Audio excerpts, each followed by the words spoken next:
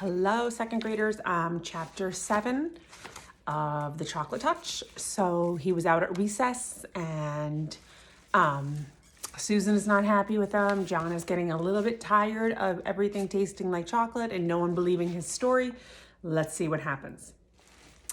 All right, boys and girls, Miss Plimsoll said, it's almost time for lunch. Clear up your things. Paint pot securely closed. Brushes washed. Paintings unpinned and laid out to dry. Drawing board stacked against the wall. Ah, there's the bell. Front row first, Timothy leading, then Robin in single file. Go. John alone walked slowly in the throng, hurrying along the corridors to the school cafeteria. The school was proud of the cafeteria and the food served in it. The room was spacious and bright, with windows all the way along one side, overlooking the playground and the playing fields beyond. The opposite side was wholly taken up by the shiny silver service counter. Several boys and girls were already settled at tables by the time John took his place in line. Enviously, John noticed a boy at a nearby table suck at straws dipped in a chocolate bottle that was dull with frost. John could imagine the refreshing taste of cold, creamy milk. At another table, a group of girls were eating fat red cherries. John could almost feel the firm fruit on his tongue and the pleasure of biting through the tart, juicy pulp. The cherries must taste good. They must be thirst-quenching. John unhappily took a tray from the pile and slid it along the rails in front of the top of the counter.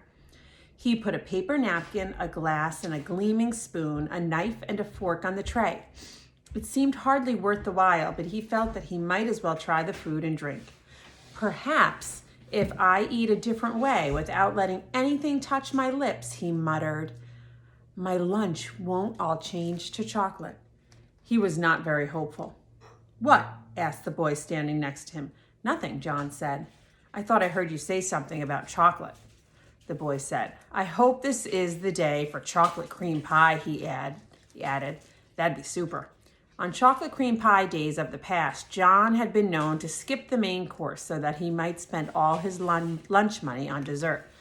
The thought of 4 pieces of chocolate cream pie now suddenly made his stomach feel as though he were on a roller coaster, an uneasy feeling. John shuddered. Ugh, he commented, wrinkling up his nose. John took a plate of cold chicken and ham, potato chips, and a crisp, moist lettuce and tomato salad.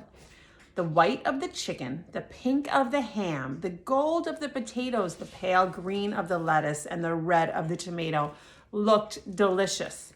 He also took half a pint of milk, a thick-crusted whole wheat roll, and a cool pat of butter, a tumbler of water with ice cubes clinking against the glass.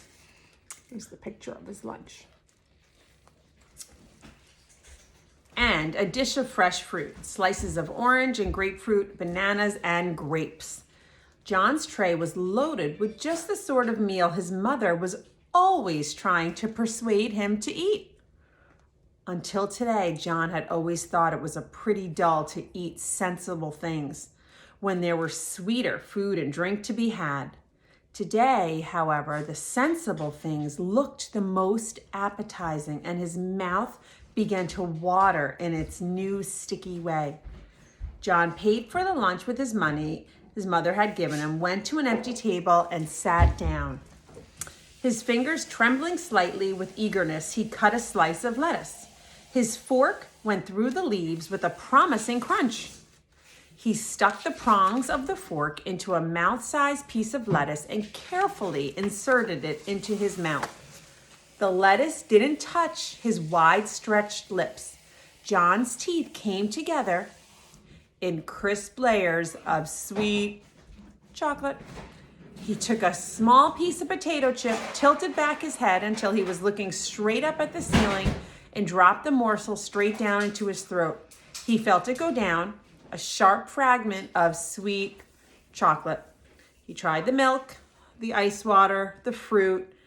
Every solid and liquid that he sampled was transformed as soon as it entered his mouth. Then he became aware of a shocking novelty that he hadn't noticed at breakfast. At the rim of each glass, there was a small semicircle of opaque brown. The bowl of his spoon and the sprongs of his fork had become brown. As John watched, horrified, the areas of magic chocolate slowly spread until at last the glasses and all the cutlery were all solid chocolate. The trouble was unquestionably getting worse. John's scalp tightened with fear. What am I going to do?